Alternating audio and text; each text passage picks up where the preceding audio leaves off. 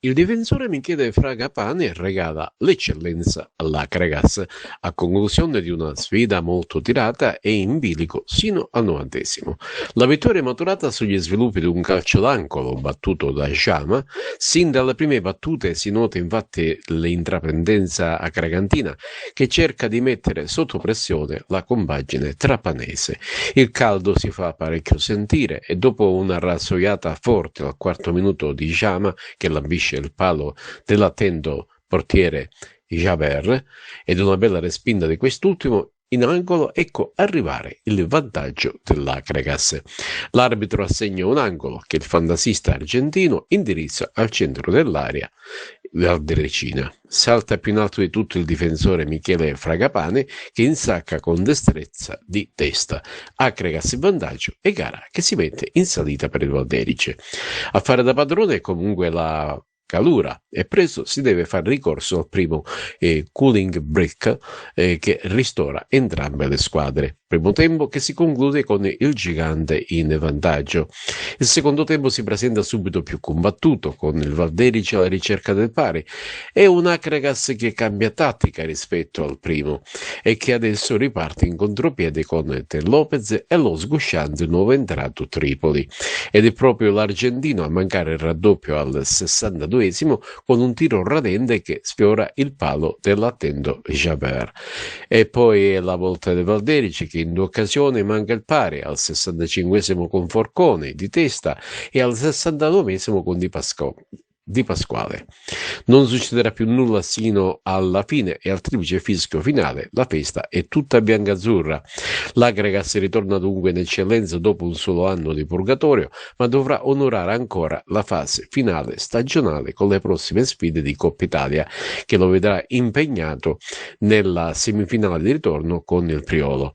La festa del popolo agregandino è poi continuata in città di ritorno da Petralia Soprana, ma già si inizia a parlare di futuro e questo praticamente ci anticipa che sarà un'estate densa di grandi novità. E intanto a Cammarata c'è stata una finale thrilling con il locale Camarat che riesce ad aggiudicarsi il ritorno playoff con il Trebisaccia a conclusione di una gara sofferta. Il risultato finale è stato di 3-1 per i ragazzi di Fabrizio Cammarata che hanno costretto le due squadre a disputare i tempi supplementari e i calci di rigore in quanto il risultato ristagnava in perfetta parità. Le reti del Camerati portano la firma di Pierce, Pisciotto e Mirabelli e l'andata che era terminata 2-0 per il Trevisacce. L'ultimo penalty sbagliato dalla compagine calabra ha consentito al Camerat di transitare al turno successivo che lo vedrà impegnato contro i cugini dell'Avola.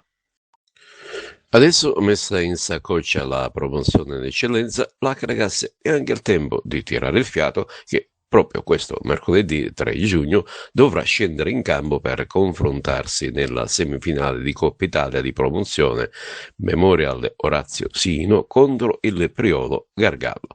Questa gara di cui è in palio la finalissima si giocherà sul campo comunale Ivan Tuccitto di Cassibile con il fischio d'inizio a partire dalle ore 16:30. Nella gara di andata giocata al Totorusso l'Acregas si impose con il risultato di 2-1. Altra semifinale in programma vedrà di fronte Santa Venerina ed Atletico Partinico. Delle 4 semifinaliste, ben 3 hanno già ottenuto la promozione in eccellenza, per cui ci sono ottime chance per l'Atletico Partinico, anche con un ripescaggio, di approdare nella categoria superiore. Ed ora la terna arbitrale di Priolo Gargallo Virtus Acregas. L'arbitro sarà Andrea Citrano di Palermo, con assistenti Giuseppe Marino e Alessandro Cottone, anch'essi della sezione Raia di Palermo. Alla gara comunque non potranno prendere parte i tifosi residenti in provincia di Agrigento a causa degli incidenti della gara di andata che ha portato l'emissione di 4 DASPO per i tifosi biancazzurri.